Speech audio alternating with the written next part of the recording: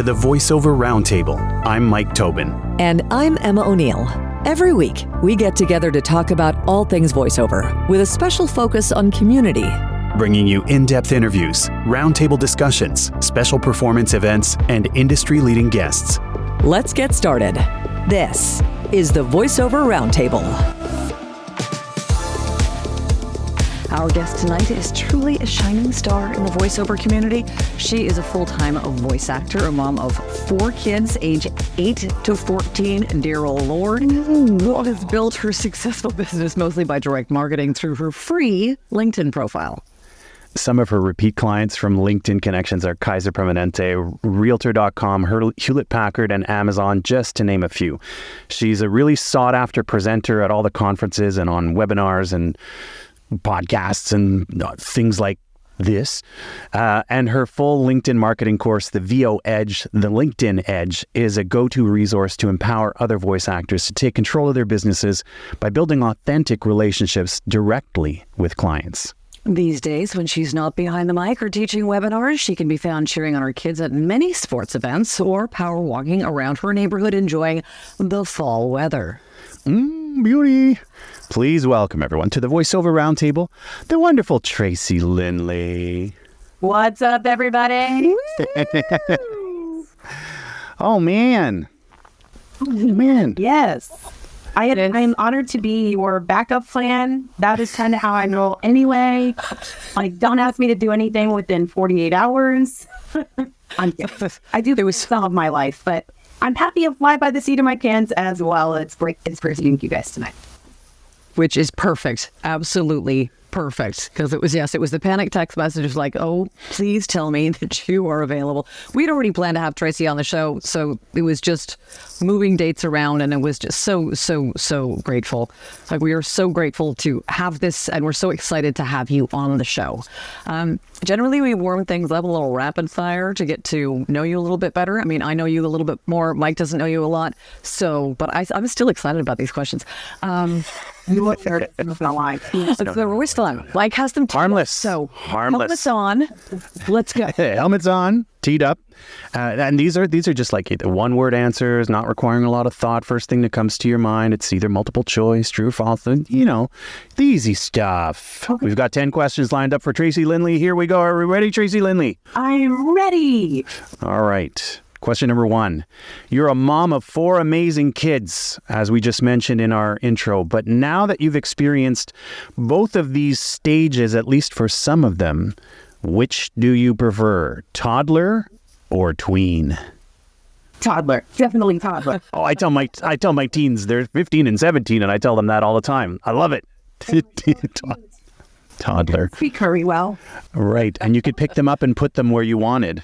Where's the answer where I insert that a cat is my favorite? All right, here's an easy one. Kansas City question here. You can only cheer for one Kansas City team. Chiefs or Royals? Guys, come on. The Chiefs. All right. She's like, but I did the Royals, and I have worked with them for several years. The Chiefs have yet to hire me. Oh, there we go. Well, bucket list. Hello, knock knock. Chiefs. What are you waiting for? Steeple. I'm not.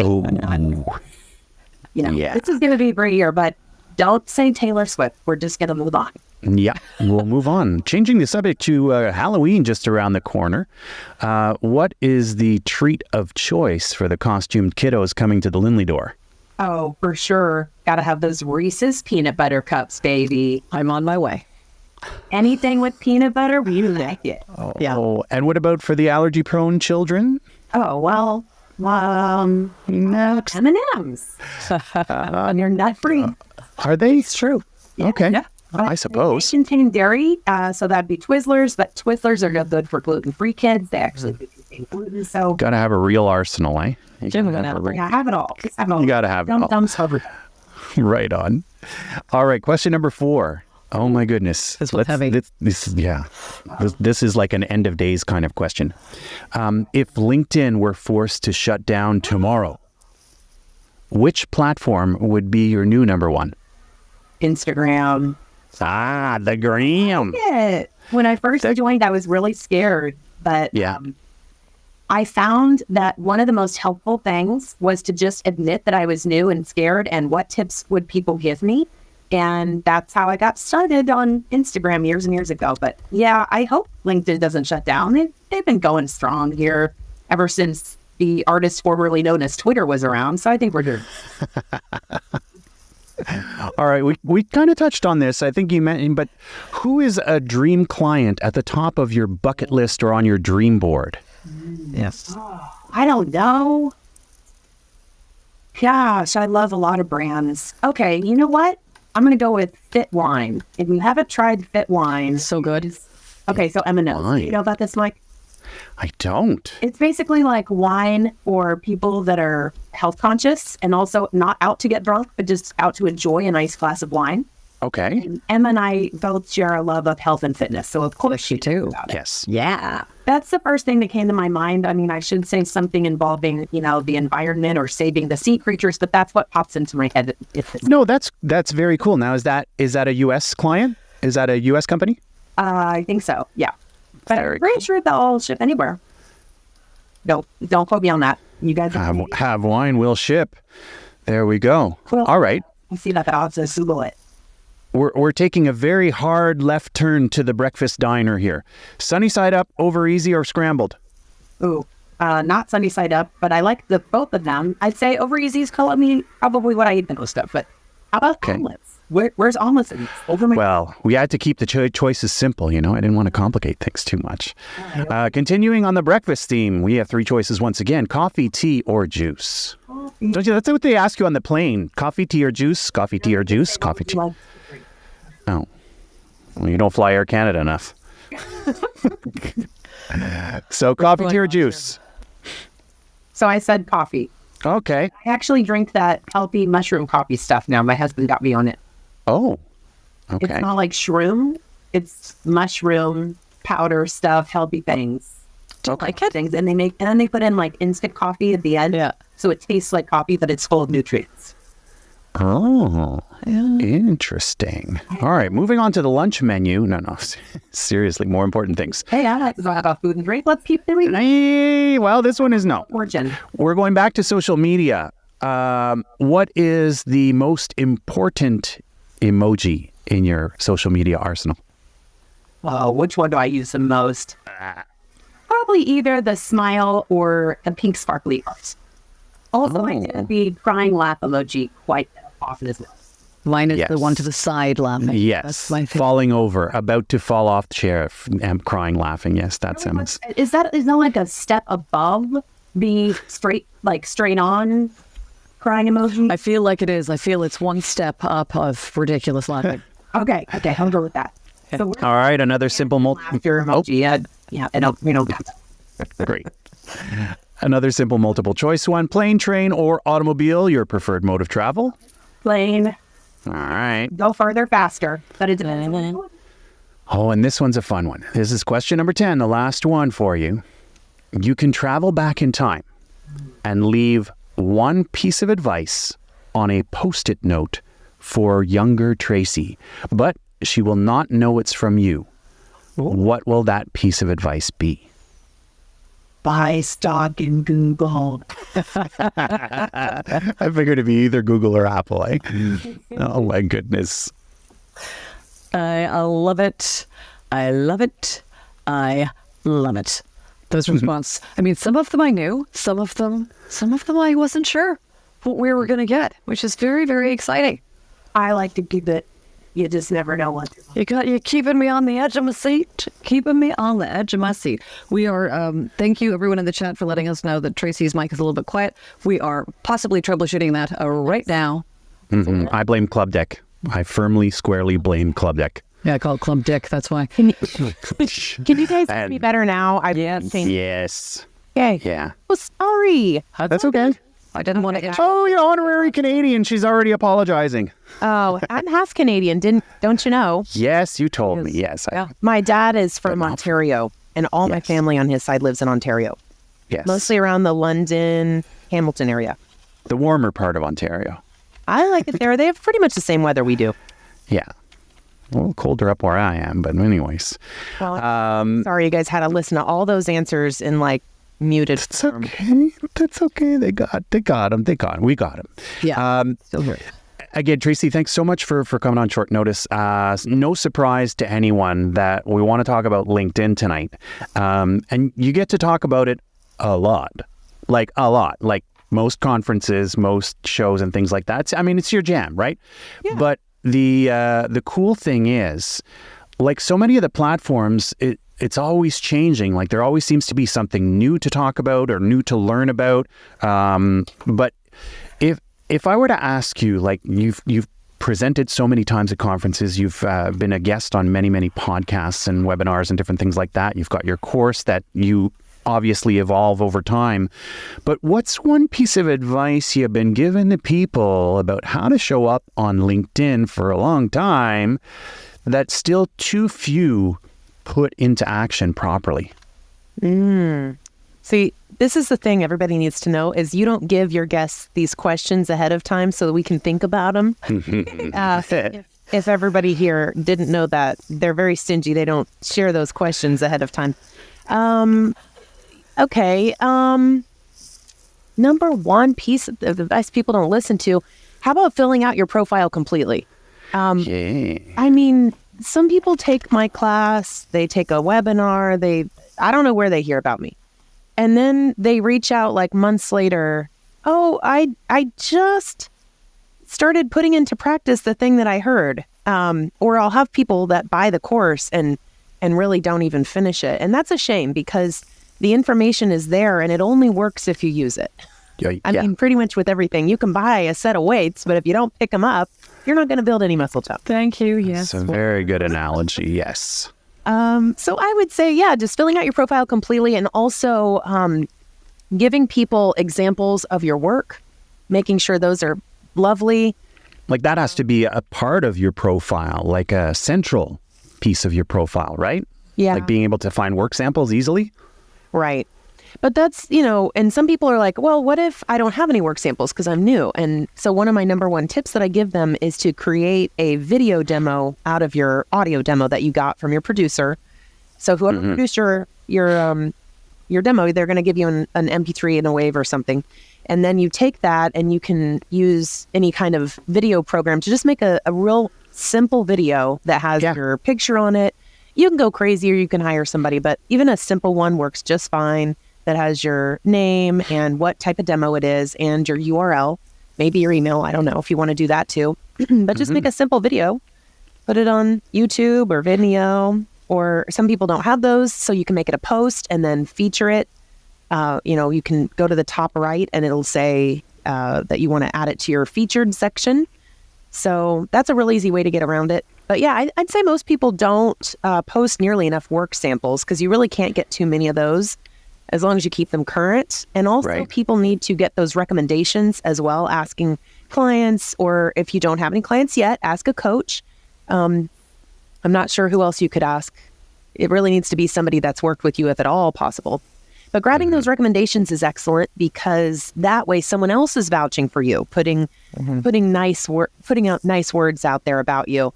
And that way they know you're not saying things about yourself because anybody can post anything on a website. But if you get a recommendation from somebody, then, you know it's legit. Love it. Long answer to a short question. So, we asked for one, we got three. This is how generous Tracy Lindley is. Ask for one, you get... Long-winded. No, I'm saying you're generous with your knowledge and experience, which is something that's great for our listeners because there's so much. Pardon? Canadians are the nicest people. But they're not just Canadians listening. We have people from all over the world listening in right now. What about you, Mike? Take it. Sorry. He has great hair too. We're on, for those listening, we do the Zoom too at the same time, just so that we don't have to talk to ourselves. So we can wave our arms wildly. And You're like, stop, no, don't say that thing. Both of you are. Well, thank you. Thank you. Lost on the Clubhouse world. I know.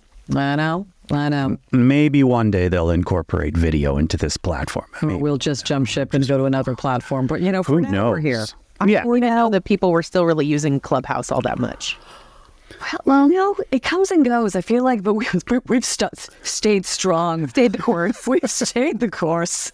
I think Why is everybody running for the lifeboats? Why are they running for the lifeboats? I don't. Fine. Just stay put. We're the band on the Titanic playing that symphony as everyone's getting off, and It doesn't matter as long as we're having a conversation. Who cares where it is? Exactly. Yes. But if you do change platforms, we'll all follow you. Oh, yay! Thank you. Speaking of social media, as you know, as I know, as we know, social media can be a lot of work. And for some, it can be a real challenge for that person who hasn't. So we're focusing on LinkedIn. If for that person who hasn't touched their LinkedIn profile in months, forever, what should they do first? You kind of touched on this just now, but if someone was building their platform, or it's like when I first started LinkedIn, I think I was listed as when I was like a full-time yoga teacher, and then when I switched over into full-time voice, I had to kind of recreate my platform. What would your advice be? Well, I'm going to probably have a few pieces of advice. Yay. The first thing I would say is don't delete the profile you already have. Some people are like, I want to start fresh and new. No, don't do that. Here's why. Your algorithm is going to be better if you've been on the platform longer. I mean, that is basically generally true about any platform. And so that's one thing. And even if you have people from your background, like a former job or whatever, there's still people, there's still connections. You need at least 500 connections for your profile to look more viable and for you to show up more in the algorithm as well. So you need like 500 people. If you want to start from scratch, it's just going to take you longer. So there's numbers, but also you don't know who knows who and who might be connected to who or whom or whichever the word is. You need people to be connected with so that you can connect with other people and the network widens, because there's first degree connections are who you're directly connected with. But then second and third degrees are just as, just like the 3 degrees of connection where so-and-so is connected with Emma and that person is connected to somebody else that maybe you want to work with. And you can't really go and connect with them or ask to connect if you don't at least have a 3rd degree connection. Otherwise, you have to have their email and all this stuff. And some people do make their profiles more private to where you have to have an email address anyway. But typically, if you are already connected and it's a 2nd or 3rd connection, you can go ahead and ask for that connection. So that's another reason. But I would just say, if you've got this profile that you're ready to revamp, when you lay eyes on that profile, the first thing you're going to notice is what do you see? What's the first thing you see? I don't know. Anybody? Emma? Mike? Well, you see a photograph. You see My ugly mug. Okay, great. That's what I was looking for, because our eyes automatically go to the picture, right? Yeah. They don't go to the white copy, like the white space and the black text on it. Where our eyes don't go there. They go to the profile picture and the banner photo first. So those two, work on those two. The background photo or banner photo should have your picture in it. Sometimes if people do animation or characters or something, they'll have those up there. There's a lot of different things you can do with it. So that background photo you can make in Canva.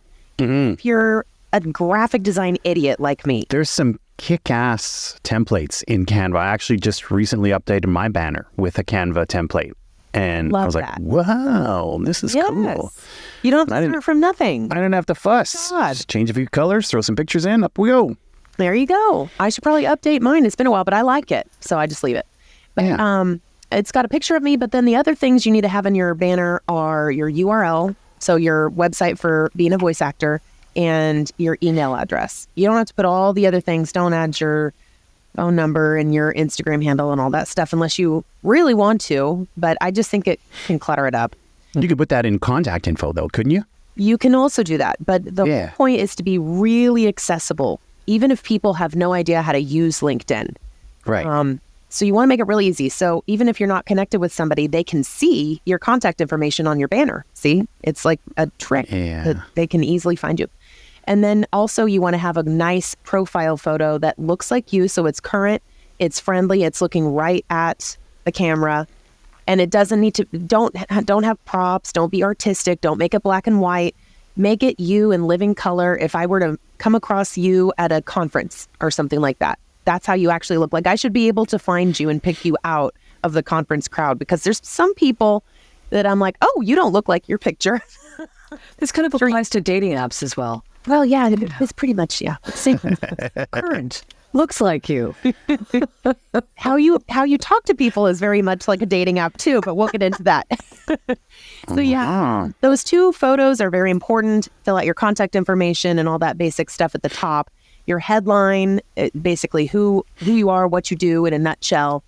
You can use a couple emojis to draw people's eyes if you want to. Don't put it in your name. Just put your name in the name field. Don't add anything extra there. But in the headline, you can. And then the featured section is where you've got all your, all your work samples and everything. If you don't see that, that means you need to add that section. So underneath, it's kind of by your contact information. You would click those 3 dots and you can add a section if you want to that way. Definitely make sure that you have your core sections on your profile, and the rest of it is pretty much optional, but the core stuff is really important. Yeah. So that's what I'd say. I think people quit scrolling around halfway through anyway, so make sure that top fold is good.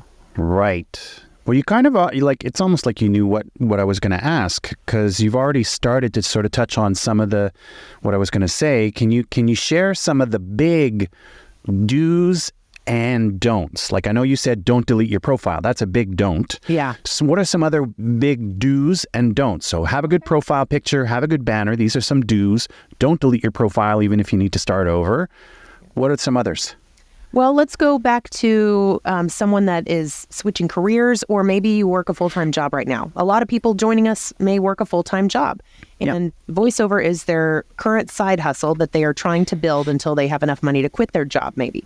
Yeah. I get that scenario a lot. So when a lot of people ask me this question, can I have 2 profiles? So the answer to that is no, because you're still only one person. You can have multiple company pages. Would you want to add a company page?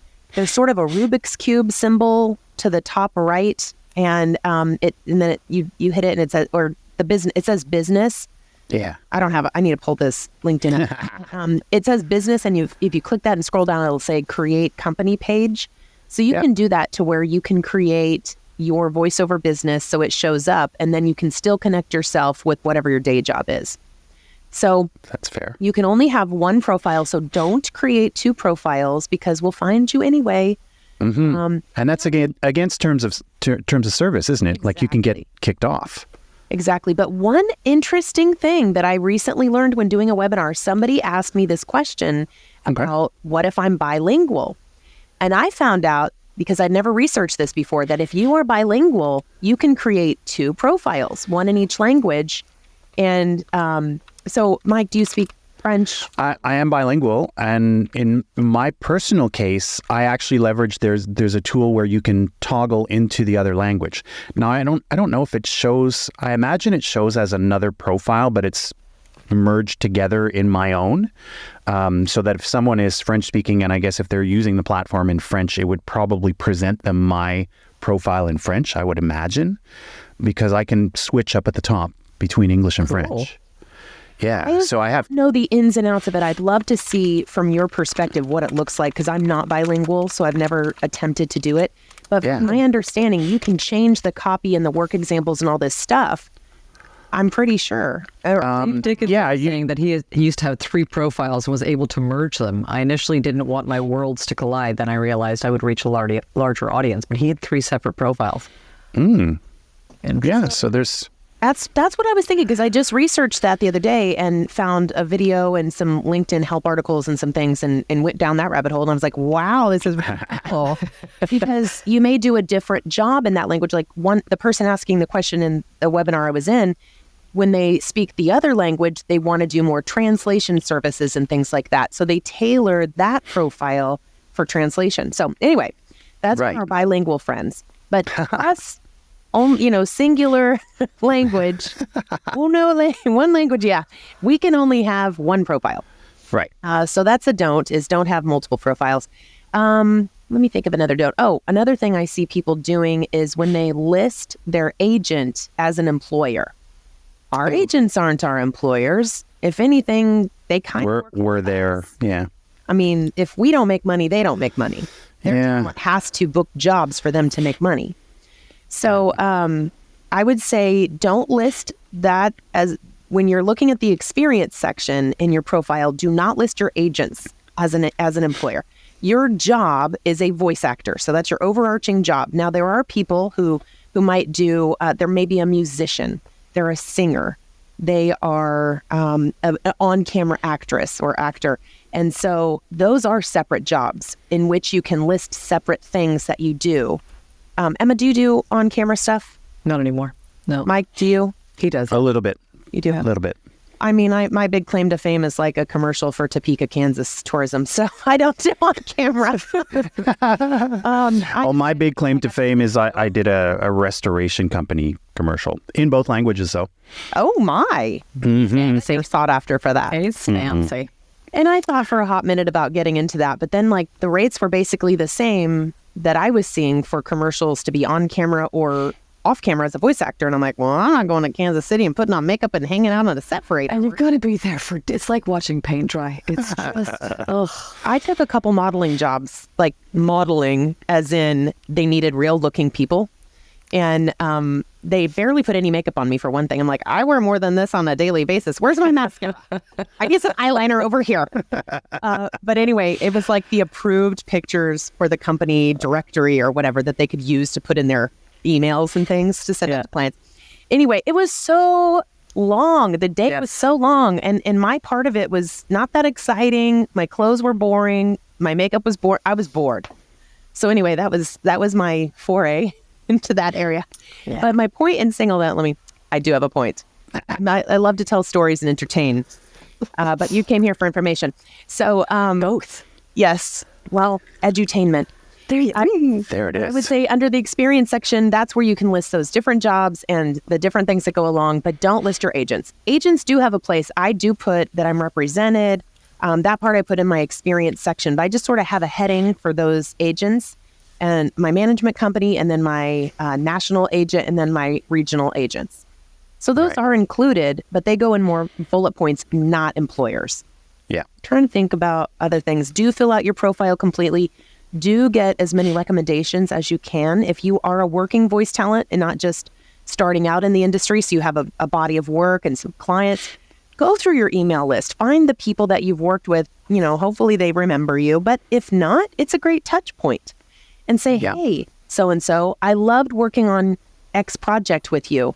I'm looking to improve my LinkedIn profile, and I know that a recommendation from you would go a long way with other clients who may want to hire me. And so everybody is frantically writing down the wording that you are like frantically catch it on the replay, folks. The wording was brilliant. It's true. Like that it's gold when you can get that. And like you just said, there's a nice, polite way to ask for it. It's not. I don't find it's overreaching. If you did work and you have the impression that they were happy with the work, if they paid you and they were happy, thanks, Mike, you did a great job, then it's not a reach to ask for that stuff, right? I find that even if not everything went perfectly, I bet they would give you a very general review.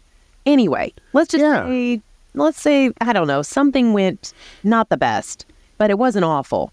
Like they came back and said, oh, we have this revision because I don't know why. Something that they didn't like. Let's say you were doing a big e-learning project and you just made a ton of mistakes and they had a bunch of revisions for you. Even so, if you were polite and lovely to work with and your audio was good and all this stuff, they'll still write you a good review. For sure. Obviously, we want to try to make everything as perfect as possible, but sometimes mistakes happen or whatever. Mm-hmm. If it's horrible, don't ask that person. Maybe you were just beginning and you just made some real rookie mistakes. Don't ask that person. I find that most people, they won't ignore you. They'll write you some great reviews. And some people write the nicest things that you can enjoy reading on a bad day or when you hear a rude thing from somebody. It's true. Always, I've had a pretty good experience, but I did have one client early on in my career that I gave them like 3 different auditions and they came back and I was like, so is the tone not good? Do I need to have a different sort of inflection? And basically they came back and said, the client just hates your voice. I don't know if they said the word. Wow. The client does not care for your voice. Okay. There you go. No problem. That's okay. It I'm out. happened in the second year of my career, and I'm so glad it happened early on because it was a reminder that rejection is everywhere, but it's how you take it. Do you learn from it, or do you just, you let it fester? Yeah. But sometimes we just have crappy comments from people, and it's good to have those nice reviews to see. I want to dive one little do and don't category before Emma throws the next question at you, so we can wrap up with this. On connection requests, do's and don'ts. Good one. Okay. Do personalize it. Yeah. Yes. I have a huge success rate with connection requests, and I think it's because I personalize it, because I don't look like a spammer that way, because anybody can click the button and it gives the generic message, so-and-so wants to connect with you. Yep. I'd like to add you to my professional network, or whatever it says. Personalize it. And also, another do is do keep it brief. Whatever you're doing, do make it brief, do make it client focused. Everything we do on our profile, from emojis to draw the eye where we want, from when we upload or link to those media samples to showcase our work, we are categorizing it: commercial, web video, e-learning, because we want clients to quickly get on there, see what it is, and skim to what they need. Speaking of skimming, we do use white space when we have longer sections like the About section or the Experience section, because that, again, is client focused. It makes it more skimmable and for them to easily see the goods. What do they need to know? Bullet points, white space. I mean, we all see, like, if some friend sends you a big, long paragraph, that's so hard to read. Just block it out. That's like the text I got from Emma the other day, and then 3/4 of the way down stipulated, by the way, I'm in the car talking on voice to text. So if you think I'm just doing this big, massive run-on sentences, I was like, put the punctuation where you feel it should be. yes, I get it. Oh, I'm like, why is it? What is this going on here? I don't like texts either. I'd rather people send me 4 short texts or 4 long-ish texts, rather than one gigantic one that I can barely read. Yeah, I was driving on the highway, so I was just like, I'm just getting it all out. You'll figure it out. I need to get this information to you now. So, yes. So whatever you do, make it client focused. And when you send the connection request and they accept it, and then you're going to go back and do the introductory message, make sure that's client focused. Make sure it's not spammy. Also, don't list all the equipment you have, because who cares? No ask. In the reply message, thanks. No ask. Will you listen to my demo? No ask. I mean, I'm all about a call to action, but the call to action, in my personal opinion, is contact me, and it should be in your profile. That's why we put the contact information in the banner. The contact information spot at the bottom of your About and at the bottom of your Experience section. That's where the 4 places that I put it, so that your contact information is easy to find. Everything should be right there on your profile. You treat your LinkedIn profile like a little mini website. You don't need anybody to go to your web page, because it should all be right there. You make it easy for the client. Yeah. I love it. Sure. Big do. Mm-hmm. I think we could talk about the do's and don'ts for hours and hours on end, really. But let's move on to prospecting. Oh, okay. Prospecting. The act, Mike has put a definition, I love this. The act of looking for new clients, for those unfamiliar with the term. Well, you have to, some people, you might say prospecting, they go, why are they talking about gold? Why are we going gold? It might be a new word for some people. Well, it's the same concept. Right? True. It is. We're digging for gold. It's a giant doorway that LinkedIn can open. There's just so much information. There's so many people. Where does one even start when looking for new clients? It can totally be overwhelming. And so that's why I recommend that people start in their own backyard. That's not an original thought. I learned that a long time ago, because it automatically gives you a jumping off point. It gives you common ground that you can discuss. So Emma, you're in Toronto. Mike, are you Ottawa. in Toronto too? You're in Ottawa. So you two, if you were just starting out on LinkedIn, you have your profile gorgeous and optimized. You've thought about those keywords sprinkled in. And you've got like a couple recommendations, maybe 3 is good. And you're ready to start, quote unquote, prospecting, hunting for gold. What you do is you do a search Or so then you think, what category am I the best at, or what category do I want to seek work in that I have a demo for? Mike, what would you say? Well, right. Initially, like, it would have been like corporate. And today, commercial, but that's more an agent thing. But corporate. Let's say corporate narration. Well, and don't discount the fact that you can find plenty of commercial work on LinkedIn. Oh, for sure. Well, yeah. I would not recommend hunting for promos, animation gigs. I used to say don't bother with video games, but then Mara Janot popped into the last webinar I was in and said she's found some indie games and some good paying stuff. Look at that. So it's not just on X or formerly Twitter. Right. The artist formerly known as. Your artist formerly. Not just from agents is what I was going to say. Right. No, that's cool. Get a lot of work on your own. Yeah. Without an agent. Now, agents, though, they're going to have access to all those chunky monkey gigs that we all want with the big change. So the big bags of money, they're going to have the good stuff. But I found lots of good things. And like you read off the top, Amazon, not a small company. Hewlett Packard, not a small company. Kaiser Permanente, no. These are gigantic companies that I have linked up with and connected with, and then made the terrible mistake of not charging enough, and now I'm stuck with those rates. Do not invite me to talk about rate negotiation. I'm like too nice, but I have definitely improved over the years. But yeah, I hate asking. Like when they say, "How much do you charge?" I'm like, but one of the things to loop it back to what you're saying, because maybe those big companies like an Amazon or whatever, they make a lot of content. And so maybe to loop back to what you're saying of starting in your own backyard, maybe you look at who's the biggest employer in my city. There you go. So like in my case, that would be the federal government. Got that one up by company. Yeah. You could also just look up, say, corporate narration video production of your companies. If you're in people, you could look up video producer. You could try niching down. I don't know that word. Pronunciation. Niche. To corporate video producer. Right. I would just try some different titles and just see what sticks. With video producer, you're going to get all kinds of web narration, e-learning. That's a general term. Commercials, though, are also popping up a lot if you put that search in. Yeah. So there's a lot of opportunity. If you know what you're looking for, have a goal on what type of genre you want. So a lot of people like to start out in e-learning or continually learning because it's a great industry. Yep. I still do lots of e-learning. It's a wonderful, steady, well-paying gig. So keep going for the e-learning.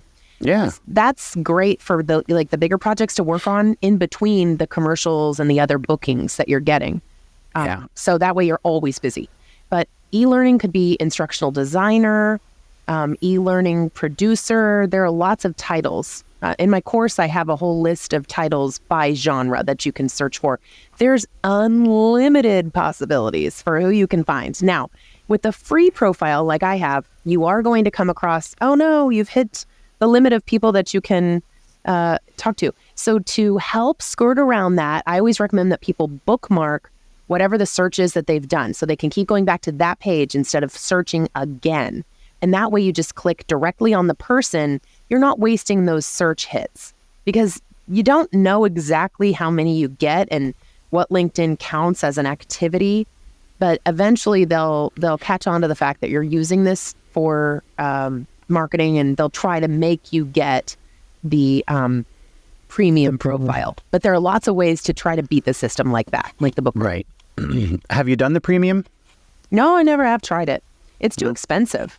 It's very expensive for what you get. Yep. It is $50 a month. Price prohibitive. Yeah. Silly. Now, some people need it for their job. So if you already have it because of your job and your work pays for it, bonus. Go for it.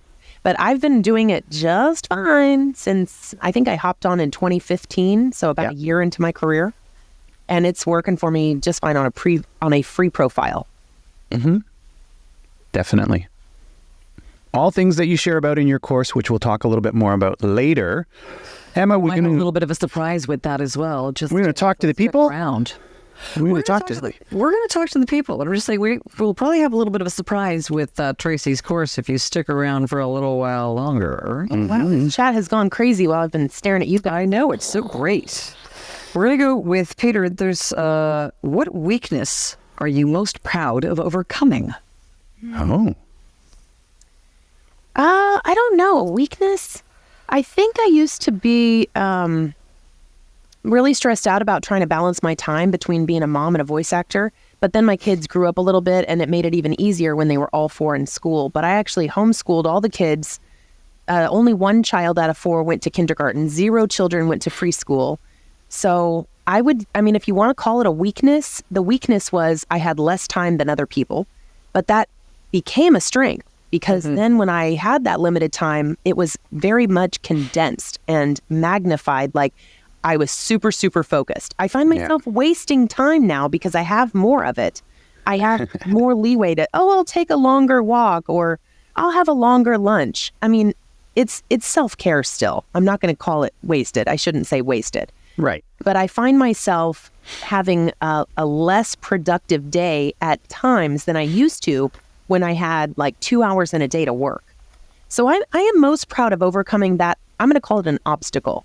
Limited time was an obstacle, and I'm proud of the way that I raised my kids, schooled them myself, read to them, had a lot of time with them, and then they're in school now, but I still sub in their school. I substitute teach when I can.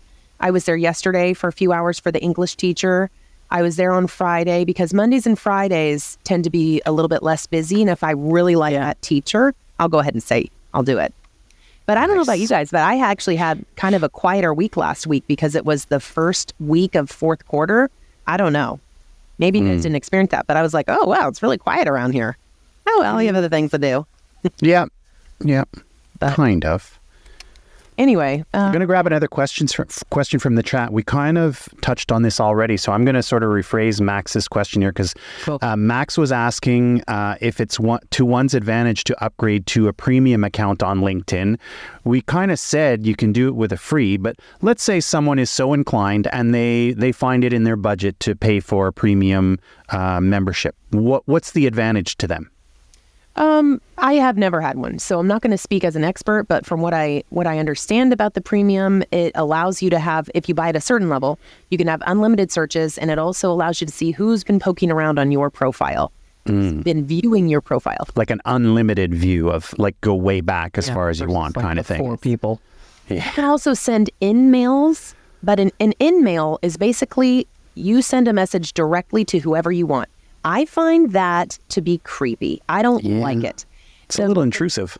And I don't have a background in sales, but I have read some sales training and basic sales training in human nature is that if you ask for a small in, they give it to you, they're more likely to take a bigger step towards you the next time you ask for something. So in this case, I'm asking for something very small. I'm asking to connect with you. If they click yes, they've said yes to me on one thing. So the next thing I'm going to do is I'm going to send them an introductory message. Say, you have to make it non-spammy and super casual. And then, you can drop your URL and you can drop your email address if you want to. Lately, I haven't even been doing that because it's all right on my profile anyway. And that way the thumbnail of my website doesn't pop up. And I just feel like that's less spammy. So I've been backing off of that. I'm in a constant learning mode. I may teach one thing and then find that something else is better and then start recommending it that way too. Things change and update and evolve all the time. But anyway, I don't like in-mails. I think that they're weird and they feel creepy to me because I want to invite you into my front door. I don't want you to just walk into my house, right? Yeah. Like knock on the door first and I'll let you in. But just don't be popping into my house. Don't be my mother-in-law in the early years of my marriage. Won't even go there. We're not even I love it. Janica, I apologize if I pronounced your name incorrectly. We've kind of answered this, but let's get more specific.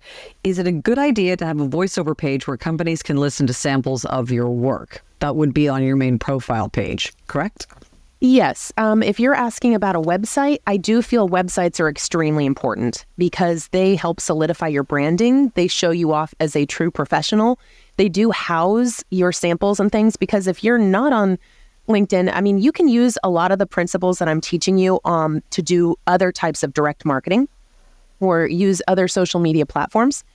But you need a website. If you don't have a website, I don't really trust people that don't have websites, because you didn't put the work in to have someone build you a website? I don't like that. I feel like it's part of your foundational, this is what I need before I'm a voice actor. I need a home studio. I need a website with some branding on it, as far as, you can have a logo. My logo is super basic. It's just Tracy Lindley voiceovers and like scripty stuff. And I have a color, it's blue. So, it can be super basic. I'm not all branded out. And it's working for me. Mm-hmm. But I have a website, and that's something I had at the very beginning. My first website, horrible. And I have to put a plug in for voice actor websites because they're amazing. And they are the nicest people next to Canadians to work with. I think they are honorary Canadians. I think we dubbed them when they came to VO North. So they're good. They are super awesome. They take care of me on both tracylindley.com and the linkedinedge.com and the voedge.com. So they're awesome. So you need a website. But if you're asking about like your samples and stuff, and that's step one of the process, Janika, if that's what you're asking. You have all of your samples that you can in the featured section, and then put different ones in your experience section. But really, the featured section is more important. It comes higher up on the page, and people are just probably not even going to make it to your experience section. So put your best stuff in featured. Yeah, and your best stuff can be your demo. Like if that's your best stuff right now, there's nothing wrong with that. If you've got a pro-produced demo and it sounds great, put that there.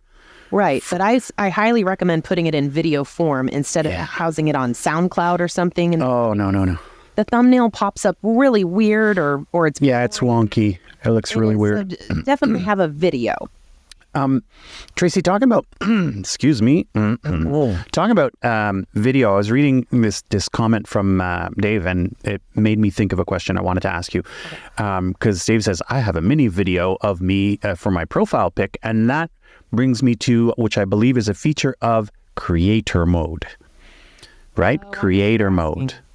No, actually, I recently popped into creator mode, and I had the video feature long before that. So that's a myth.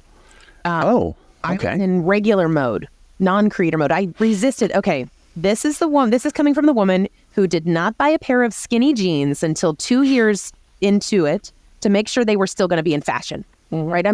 I am not the person to jump on the new bandwagon of everything. So I was like, no, I need to do creator mode, because if I do creator mode, then I'm going to have to constantly post, and that's just too much trouble. And I would rather direct message people and do it that way.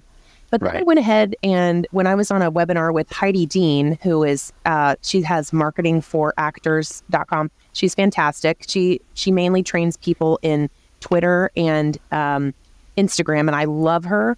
I think she is such an ethical, kind person, and I dig all the stuff she puts out there. She's on Instagram, marketing, and the number 4, actors. She caters more to the actors side than the voice actors, but she's realized that a lot of people do both. Anyway, when I was on her webinar, I was like, okay, I'm going to show people creator mode, because that's what they would probably like to see most. So I went ahead and switched right before that, and that was like a month ago. And a few things change. Your featured section comes up more. Your activity section comes up more. Your network number is displayed. Like I have, 10,300 something followers. So that is displayed. But as far as the video profile, just so you know, that feature was discontinued in June. But some people are still able to access it based on, whatever algorithm they're using to take it away. So that feature is being phased out. And if you don't have a video profile currently on there, you may not be able to put one on. They're going to take it away. Yeah. Yeah, but and that speaks to how sometimes they roll out features based on how much you're using the platform, how present you are, and you're going to get something that maybe somebody else doesn't have. Well, like when they first rolled out video, I remember that was, Well, I think that the powers that be at LinkedIn decided that was not a beneficial feature. I disagree, but they don't care what I think. So they're taking that feature away. And I, for a while, kind of didn't know because I still had it. And I did get an email about it, but just kind of didn't read it. So anyway, if you are trying to click, so how you would do it, if everybody's like, oh my gosh, do I have this? So if you go to the LinkedIn app, you have to go on the app to do it. On your phone. Yes. So everybody get your phone out. Yeah.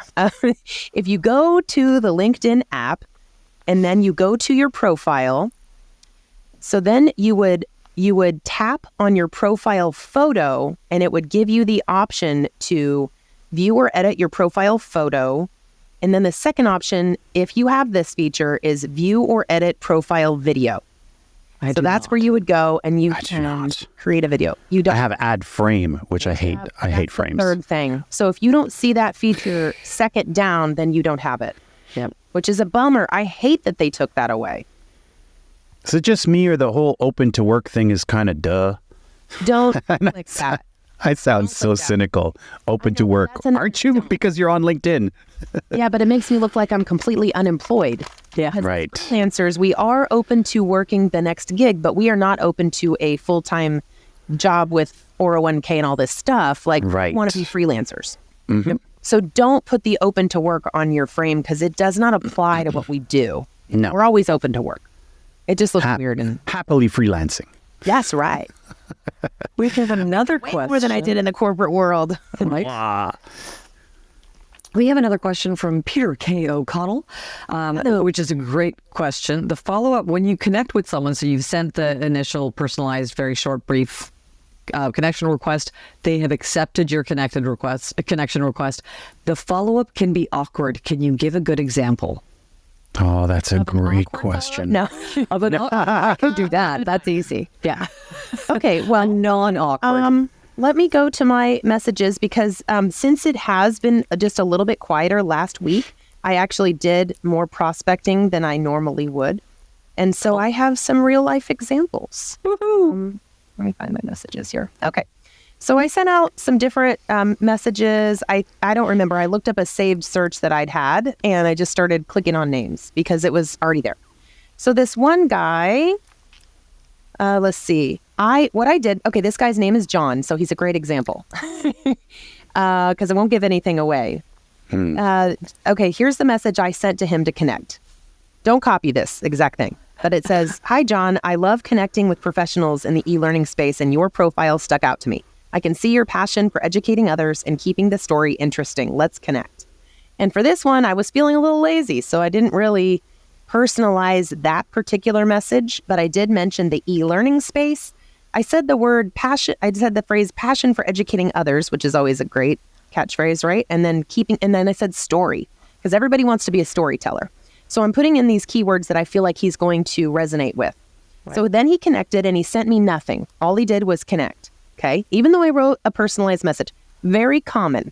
Usually people don't say anything. Even if I have a great personalized invitation, they don't bother. So take it not personally. Okay. So then I write, so then the next thing I do is I get on John's profile and I start skimming around and see what I can find. Here's what I wrote back to him. "Thanks for taking time to connect, John. I can honestly say that you're the first instructional designer and professional dancer I've ever met. Sounds like you're solidly in touch with both sides of your brain. Please let me know if I can be a resource for you on any upcoming projects. Enjoy your weekend. Tracy." That's it. Didn't drop a link, didn't drop an email. Now, John still hasn't responded to me. I don't care. Not taking it personally. John's going to remember that I said something about his professional dance being listed. Yep. Okay, here's another guy. This guy and I have had a great conversation. All I wrote was, I'll call this guy John also because he has kind of a unique name. Don't want to give him away. "Hi, John. Your profile caught my eye and I can already tell you're someone with a unique POV and hustle. Let's connect." Okay. And then he connects and again sends me nothing. So I wrote back, "Thanks for taking time to connect, John. I think what caught my eye most was the fact that you're also a freelancer. You produce mostly commercials, which is my voiceover specialty, and mostly that you like to make shoots fun," because he did put that in his profile. "I love making live recording sessions fun for my clients too, so I bet we would make a great team. If you happen to need a fresh voice to offer your clients, I would love to send a custom voice sample your way. Great to be in your network, and I wish you all the best." He writes back this long message, starting off with, well, I am fun. And then he starts, he complained about AI a little bit and then apologized for it. And then he wrote, nice to be in touch and hope you continue to be in demand and do well in your art and craft. And then he said, you are making good and tasteful use of technology in your linking of media in your LinkedIn profile. So he wrote me a nice little compliment. Very nice. Profile. I like that. So then we kept the conversation going. I wrote him back. He wrote me back. I wrote him back. And he may write me again. And he actually sent me a referral. He's like, are you connected with these people because they did a casting for me? And I was like, actually, yes, I am already connected with them. But that's awesome. Very so nice. Little tete-a-tete. So it can go either way. You can squat jack nothing, or you can have a great conversation. And I think that some of the best conversations happen when you are just being super casual, super friendly, treating them like a real person and not being at all spammy. I don't think anything I said was spammy at all. And it was personalized to what was on his profile. If you can't find anything on the profile, go to their website because they've got that listed. Pick out something, anything. If they don't have much, just compliment them on their sizzle reel as a video producer. Yeah. So much that you can dig for and find to personalize your messages. So don't tell me you can't find anything. I don't want to see generic templates. Always personalize at least the top bit. And then you can say some thing that you have in your template or whatever. But I mean, the more you can personalize it, the better. So it depends on if you have the time. If you don't, you're going to probably get a better outcome though if you take the time to do it. Mm-hmm. Cool. Before we go to the next question, just want to pop in for a quick reminder.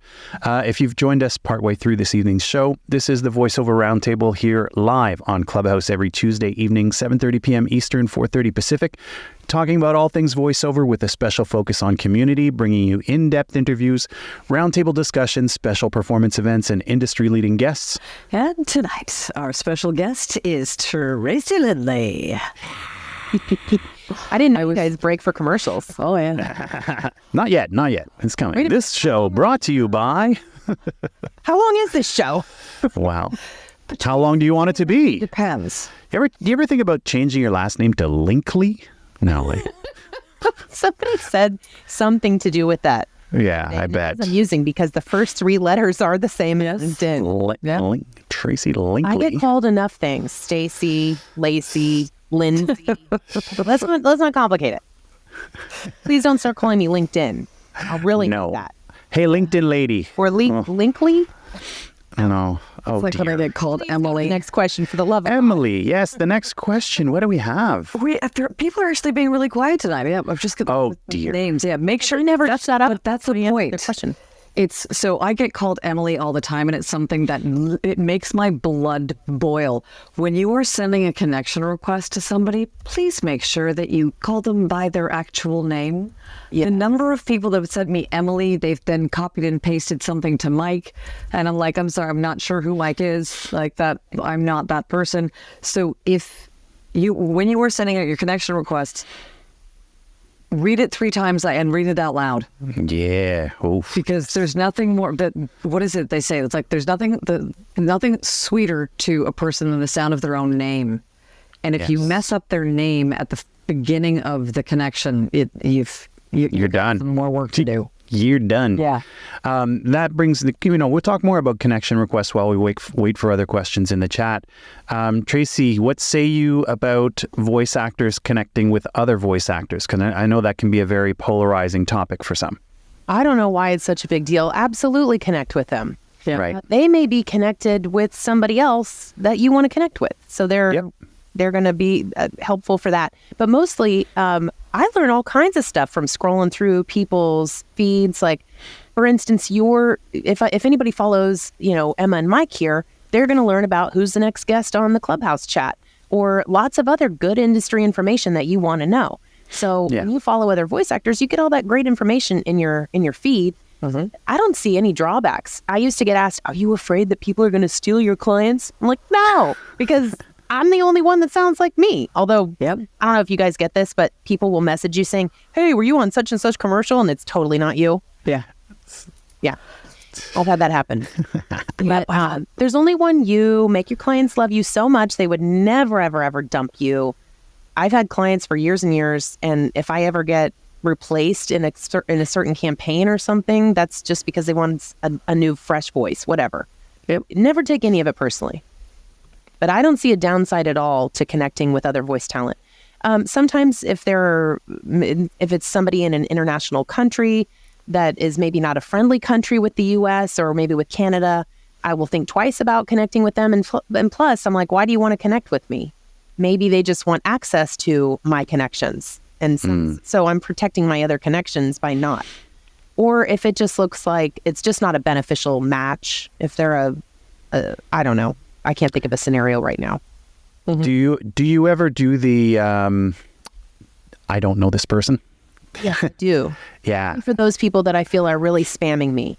Right. Punished. I do that more on Facebook than I do on LinkedIn. Like on LinkedIn, I'll generally connect with anybody because it's a business platform. But especially lately, I've had so many people reach out to me on Facebook. I'm like, Facebook's my personal. This is where I post pictures of my nieces and like, Christmas trees and, soups. Different. So if I don't know you, if I've never met you, it's for me, I'll just delete the request. And it's not to be rude. It's because I don't know you at all. It's the same thing. Why am I inviting you into my house when I've never met you before in my life? Right. On LinkedIn, I will connect with you. Absolutely. Because if you're a voice actor and you want to connect with other voice actors, I'm happy to do that, especially because of the Voiceover Round Table and all the things that I'm always happy to pay it forward. But on Facebook, I'm like, no, sorry. If I don't know you, if I've not connected with you in some way, shape, or form more than one time, we've never met at a conference, we've never had a conversation, there's no reason for you to know what my mother looks like, then I won't connect with you on Facebook. Right. So. And like I said, I only really don't connect with somebody if it looks like they might be a bit dangerous or completely, I don't know, like just different countries that, like I said, aren't friendly with ours or whatever. Yep. Those are basically it. Or if they just look like, if it's like digital marketer, blah, blah, blah. Yeah. And they look like they're going to try to spam me to buy whatever it is, then I say, I don't know this person. Yep. Yeah. But they don't send me personalized requests either. And if they do send me a personalized request and it's spammy, then I also do the same thing. I don't know this person. And that can be a really good word of caution for the reason to personalize your connection requests for voice actors in particular. Because if you're reaching out to producers or, like you said, Tracy, instructional designers or whoever, and you're just saying connect, if you get enough people that click don't know this person, you're going to get dinged on LinkedIn, aren't you? Yeah, they actually do. They can bring you down in the algorithm. The way to be brought up in the algorithm is if you're constantly adding value to the LinkedIn community. So always be thinking about that too. Yeah, you don't want people behind the scenes clicking, I don't know this person, because they can even, suspend your account temporarily, things like that. You don't want to get yourself in LinkedIn jail now, do you? No. We've got good questions that have come in. Let me grab one from Casey. Yep. There's kind of a couple in there from Casey, but I like this. Right. Any tips on filling out your prior experience for those newer to VO? But then we're going to also follow with, should you list experience in other fields? I know you probably get that one a lot. Or only those that have some crossover relevant skill sets. Okay, well, I'll answer the first question first. With people that are new to the industry, everyone can do step one of the process. The 3 steps in the LinkedIn process for that I teach are, number 1, optimize your profile. Everyone can do that. Number 2 is to search and connect with voice hirers. And number 3 is to communicate effectively. I got my own 3 points. Communicate in a non-spammy way so that they will want to work with you. I change it up every time, but it's basically optimize, search and connect, and communicate effectively, if you want to break it down. So everyone can do step 1. Even if you don't have a single voiceover job to your name, we can all optimize our LinkedIn profiles. You're going to have a hard time filling out the featured section and the recommendations section because you don't have the work there, but fill out everything else. Do it as completely as possible and as fun and personable and in your brand voice. So that you can do. And let's see, if you don't have a body of work, I already said this, but you can take your audio demo and turn it into a video. And it could be something simple. You can use Headliner, you can use Canva. I don't know, can you guys think of other things? I'm not hip on all the stuff. All the videos. I mean, you could even use iMovie or something like if you have something like that. I mean, you could even use PowerPoint, I would imagine. You can add audio to the slideshow. So I guess however you're comfortable. Yeah, whatever you, but the tools you mentioned first, Headliner is really, really well suited because you can drop just a nice picture of yourself, and then it puts an audiogram. So basically, you can't see my fingers moving. I know people you can't see, but my guest and Emma can both see. It gives you like a little waveform that kind of moves along with the audio. There, I just described it with words. Look at me using words. Audio description. Mm-hmm. And it gives, because it gives people something to look at that's moving, so it appears more video-like. Yes. So but you don't want to do it in vertical because it is actually going to appear on a desktop, or if it's mobile, it's still do it horizontal. Yeah. Okay, so that's step one of the part A of the 2-part question.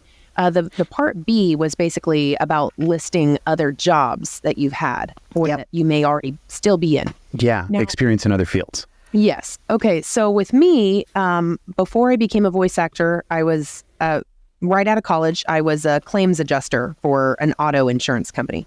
So for the longest time, I didn't even put that on my profile because I didn't think it was relevant. But then I wanted to seek more automotive work. And so I did go ahead and add it. But I could delete it tomorrow and it wouldn't matter because nobody's even caring that I used to, crawl under cars and do estimates for a living and deal with crotchety body shop guys who are prejudiced against women. There's no, I can't imagine why I would want to quit that job. No idea. Man. Ugh, that's Misogyny Motors. Oh my gosh. I'm sure it's worse now.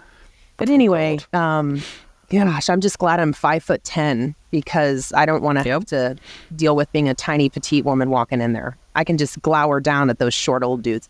Anyway, you don't have to put all of your work experience that you used to have, only if you want to. It's the internet. Okay, make your profile what you want it to be. We're not lying, but you can definitely leave off the stuff that you feel is irrelevant. Or you can choose to weave it into your current story. Let's say that you are currently, a pharmacist, and you want to be a voiceover artist as well. That plays in very nicely. You can easily weave together the story of you being a pharmacist and you pursuing a medical narration e-learning, let's say.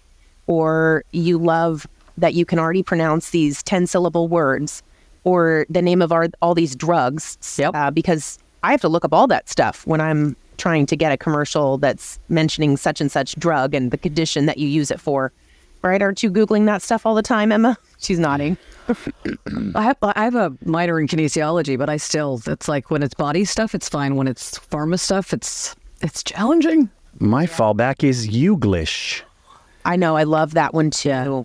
Youglish is awesome because it gives real life examples of whatever the word is. Yep.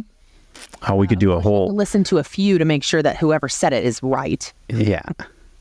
That's true. And in the chat, people are throwing in a few other tools when it comes to building a video demo. Shotcut is one. There's a mention of something in Windows that has Clipchamp. There's quite a few out there, but that's a whole other weekend. Yeah, I feel like there's so many, so pick your favorites. For sure. Yep. But I like Canva. You can. I do love the Canva. Mm-hmm. There's another question from AI, maybe.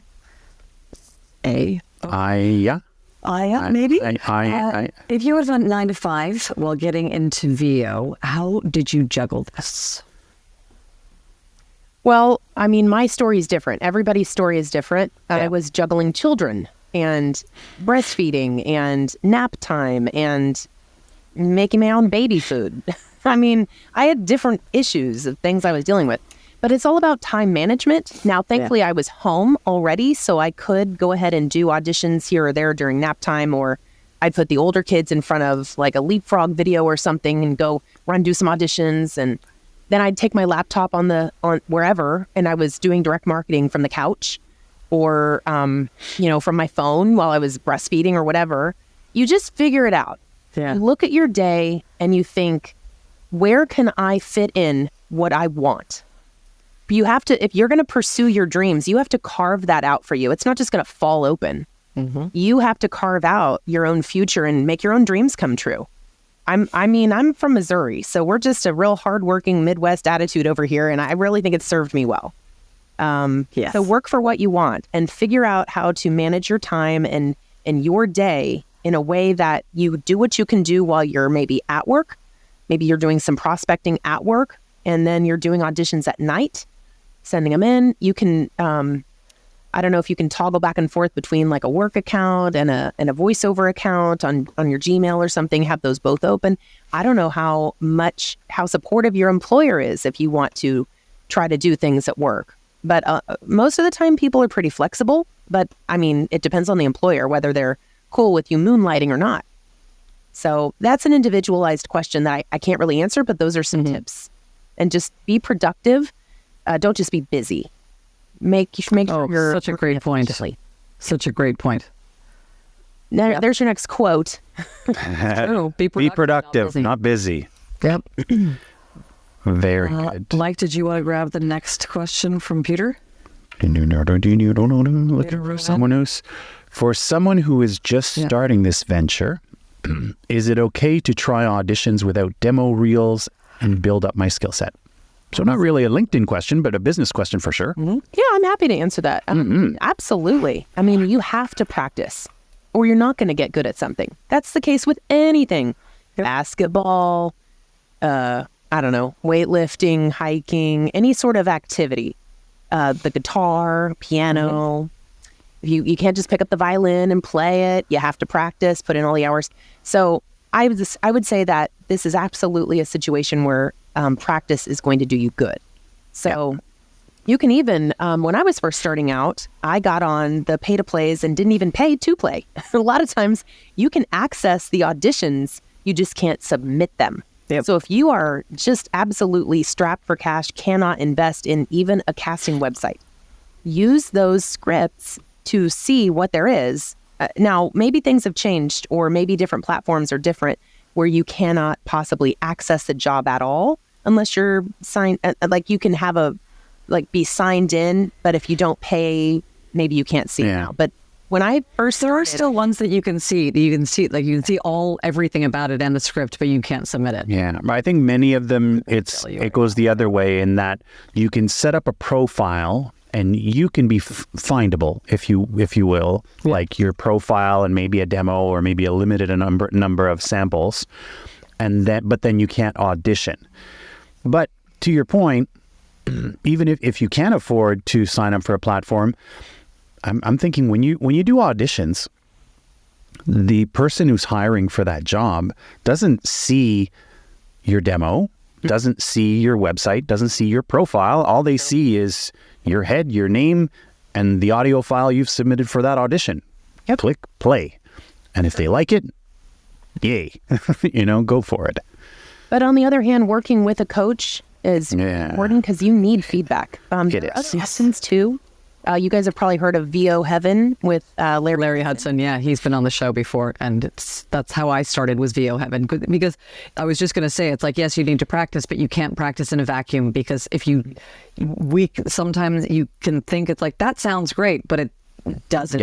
At all. You need other ears. You need other ears on you. Initially in this career, we're not very good at critiquing ourselves in a productive way, and you get to a point where you can, we've all been doing this for a while, and it's like you'll record something, you're like, that was amazing, and you go to edit, and you're like, what did that? No, delete, delete, Lord. I've got to stop sending in the first take. I need to throw it in the trash because I'm very confident. So I'm like, oh yeah, that sounds great. I'm sure I would book even more if I threw out take one. So I have decided to start doing that. And because the voice, you can hear everything. Like yesterday, I wasn't feeling super hot emotionally, all this stuff. And I got an audition that was like super high energy. And it was like, okay, jump up and down, like get it going, you'll be fine. And I get it and I do 3 takes and I go back and listen to it. I was like, yeah, no, you sound depressed. Yeah. There is no energy in that at all. Okay, go back into the booth. Come on, you got this. Wind down. Yeah.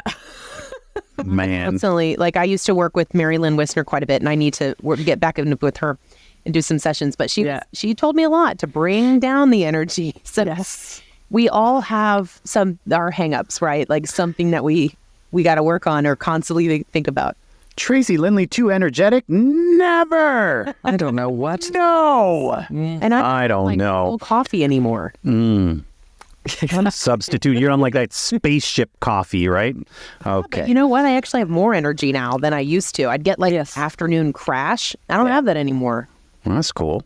I'm not We got another- promoting the mushroom coffee, but my husband talked me into it. I guess he was right. Don't listen. There's another good question that popped into the chat. Someone joining us just now, DJ.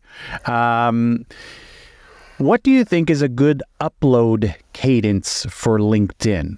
Once a day, once a week, multiple times a day? So I guess upload, probably posting. Okay. So posting something original. I think that you should just try to do what you can do. I think 3 times a week is good. And I Nice. don't even do 3 times a week all the time. If I'm not feeling it, if it doesn't feel authentic, if I literally have nothing of value to add, maybe don't post anything. I've seen some pretty ridiculous content that's just a big fat time waster, and I would rather post nothing than Right. Yep. I think that's to add value. that's one of the things that I think creeps into all of our heads. We're all guilty of it at some point or another of like, am I posting enough? What should I post? How often should I post? Oh, am I making the algorithm happy? Like maybe it's just about finding, like you just said, like finding a routine that works for you. Yep. And just, go with it. It would be good, though, to post like Monday, Wednesday, Friday or something. I mean, if you can post every day, more power to you, but I don't even want to do that. So I think something manageable is better than something that's going to stress you out. So I'm all about doing what I can actually accomplish. So I think 3 times a week is good. 2 times a week is good. I would say mornings tend to be, I've seen more engagement in the mornings. The algorithm likes it if people engage well within the first hour. So that's why there are those posting rules, quote unquote, because the more that people interact within the first hour, the algorithm's like, oh, well, that's valuable content. What? And they'll put you up on, I've been delving into algorithms just a bit more, even though my personality hates numbers, statistics, and any kind of stats of any kind. It is good to know, and people ask me all the time. So I thought, I really need to probably research this more for all those people that do like that stuff. I'm like, how can you be left-brained in this business? But some people are. I don't understand it. But anyway, what you can do, the types of things that people enjoy are videos. Videos do well. People like PDF carousels. And if you haven't made it, on Canva as well. Guess what? I've never made one, but apparently they do very well. I've actually clicked through a few of them like, oh, this is a thing. I like this little arrow. Click. It looks like a lot of work, though. Maybe I should I have a virtual assistant. Maybe I should give her more. Yeah, Canva now with their AI magic, they'll make that happen real quick. They do have really cool AI integration. Yes. I just tried the feature today, which is where you take something and it turns it into a doc for you that summarizes the information that you have placed in it. And it was fascinating. I think it's called Magic Fill. So just a quick tip. Canva is constantly... Oh, yeah. They are not stopping at all. Like it's just always new stuff. over. Very cool. We like the Canva. We have a question that is kind of related to this regarding moving up in other users' algorithms to expand your reach on LinkedIn. I've heard conflicting information regarding the frequency of activity on LinkedIn, daily liking of posts, making posts at specific times of day or hours. We kind of covered it, but it's interesting about the algorithm. If you could. I mean, I've covered as far as posting. I think, regular posting is good. My goal is 2 to 3 times a week. If you are seriously wanting to crank out content and watch the metrics and see how that helps you, then by all means, post Monday through Friday. Don't bother on the weekends. Typically, people are no one's paying attention. on LinkedIn. People are paying zero attention. Yep. And you can have a theme like Fun Friday, Throwback Thursday, whatever, but I don't do all that. And then as far as liking and commenting, that can be a daily thing. In fact, I think it's good. I think that algorithmically, I think that's helpful because then LinkedIn sees you as a valuable contributing member because you are adding to the activity on LinkedIn. So I would say liking and commenting, that's easy, right? Just scrolling and liking stuff. And if it's a video producer and you comment on something, that's a good thing. It seems to me that I end up finding mostly voiceover people in my feed because I'm connected with so many voice talent. But I try to keep going until I get to a few video producers. I will tell you a trick I learned too is that when you connect with somebody, you're going to show up in each other's content more for the first 2 weeks. So you should you should think about posting. Yeah, little tidbit. Posting, commenting perhaps in their posts? Yes. And actually there's this woman I connected with recently named Christine, and I saw that it was totally true because she would pop up every time I brought up LinkedIn. Now that's because she's an active poster, but because she's an active poster, she showed up in my feed. And so I know that that is a true fact because I saw it and I actually really dig her content. Like I could relate and resonate with everything. So I actually found myself liking and commenting more. And so now she shows up even more on my stuff.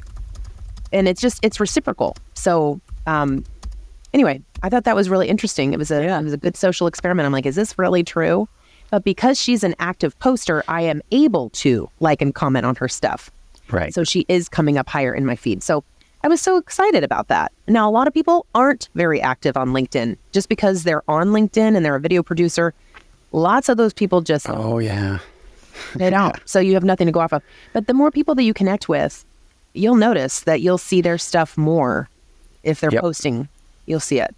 And the more that you like and comment, the more that LinkedIn's algorithms know that you like it, you enjoy it, and so then you're going to see it more. So it is beneficial for you to continue to like and comment on those people that you would like to interact with more without having to think about going to their profile.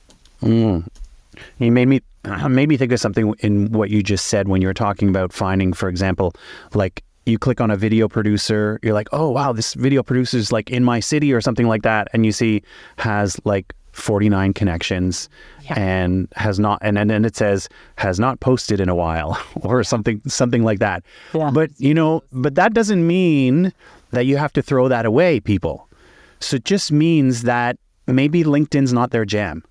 Maybe they're all over the artist formerly known as Twitter, or maybe they're all over the Instagram, or they're whatever, or they just like getting a phone call from someone. So they're there. No phone calls. They exist. I like You just that got point. I like that point, Mike. And it brings me to another thing that I would like to mention is that people ask me all the time, how do you keep in touch with people? Yes. And let's say Great that question. Mr. So-and-so with 49 connections doesn't ever post jack squat on LinkedIn. So you got nothing to comment on. But then what you do is go to their website, and typically the website will have their contact information and it'll show what other media platforms they're on. Yeah. So then, like you said, what if they like the artist formerly known as Twitter, and you go on there and they post all kinds of stuff. So then you can like and comment there. Or Instagram is their jam and you can... Or YouTube.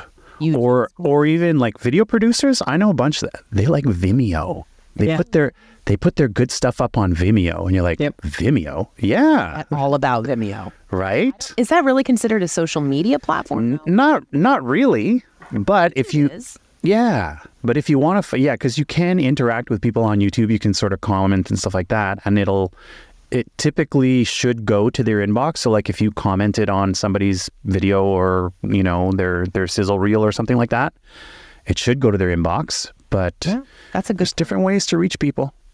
I like that you brought up YouTube. I forget about YouTube also as a way to interact. Only the second most popular search engine on the planet. True story. And forget about it as a way to interact.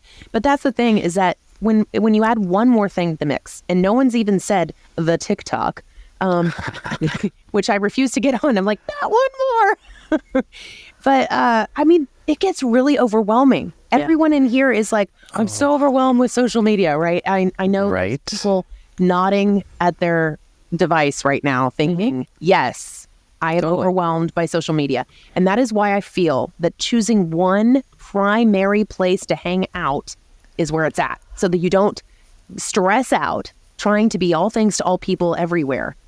That's why I like LinkedIn. LinkedIn is my thing. Someone could be more YouTube is a great place to hang out, but you can't post like everything about yourself and all. Like LinkedIn has so many capabilities of posting. On YouTube, you could post your work, but you don't have much room to put a bio and all this stuff.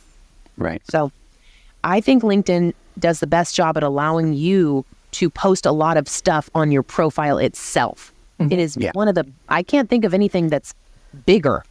That you could put the most, and the most kinds of stuff. Like if people like pictures, you could put pictures. If people like videos, there are videos. If people like text to read, they can read text. Like it's all there. Yep. Yeah. Sweet. The about section is huge. I think it's like, 3,000 characters or something. They change that periodically too. As soon as I memorize it, they change it. But I think it's 3,000. The about section. Oh, no. Now. Oh, we have to have some Canadian fun. We've posted a link at the top of the page, which I think is the right link. The LinkedInEdge.com, the VO Edge. That look good, Trace? Okay. The easiest way, it will reroute it. Okay. Just go to thevoedge.com and it will reroute it to the longer URL. All right. Everything has to be housed on the LinkedInEdge.com. That's where I have everything. Right. But if you go to thevoedge.com, that's the one that's specific to voice actors. The LinkedIn Edge is for general freelancers of any kind. Right. Okay. And what are we going to do with that? Well, you're going to Tracy's try it. Yeah. And Tracy has offered a very, very kind discount for our listeners this evening of $50 off the course, which is awesome. If you are checking out, you enter VO Round Table all together in caps as your discount code. Are we putting that? VO Round. Yeah, y'all are using keyboards. I've just got my phone, so you type. It'll be faster. Did I do it right? I think I did it right. Discount code. Do people know they can use Club Deck? The first rule of Club Deck is don't talk about Club Deck. It's true. You do not know the number of anxiety and panic attacks that Club Deck has caused this show. Only because of me. Little old me. This is why we're on. It's like backup plan. I'm like, don't worry, Emma, I got my phone and my AirPods close by, because you just never know when you're going to open it up and it's going to be like, installing new update. No, wait. Yeah. Or the feature that you're looking for, and wait a minute. It's fun when it works. Well, this way I can sit in my booth and use my 416 unless I forget to switch the settings like I did at the beginning of this show. Yeah. Anyway, thank you so much for sharing that URL. I mean, I'm not here to sell stuff because I just gave away all kinds of great free information. Yeah, for sure. Is giving back. For sure.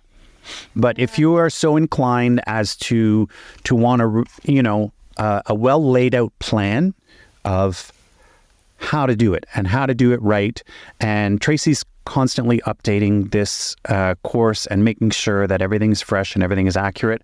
And, this is one of the go-to jam courses that voice actors, trust and rely on. So if you're so inclined, it's there. You got a discount. Have at it. There you go. Thank you so much. Again, thank you for jumping in at short notice. Thank you for being here. Thank you for offering so much free information. Like this is, I don't know how many pages of notes I personally have. So we will be perusing the replay, that's for sure. The video recap is probably going to be longer than 2 minutes. I'm going to have to record it a couple of times to condense it into the 2 minutes that I'd like to keep it under. This has been phenomenal. And it's a good reminder to talk to you.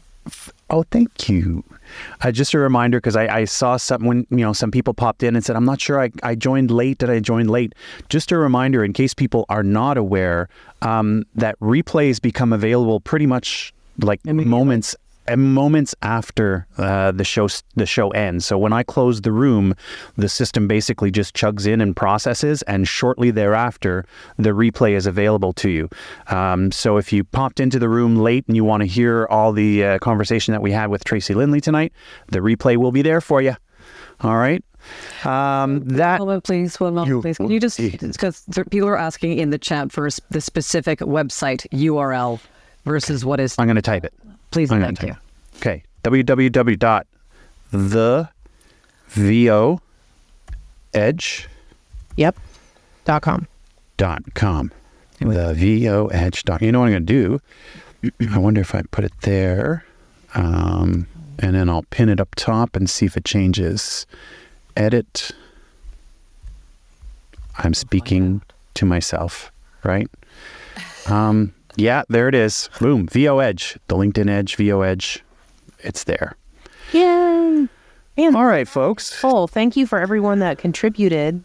Yeah. The super awesome questions, because there's nothing's any good without Q&A. I really love webinars and things that involve Q&A. In fact, I just did one for Nava not too long ago, and the Q&A in there was some of the best yet. Great questions. Oh, yeah. And people were so excited to learn.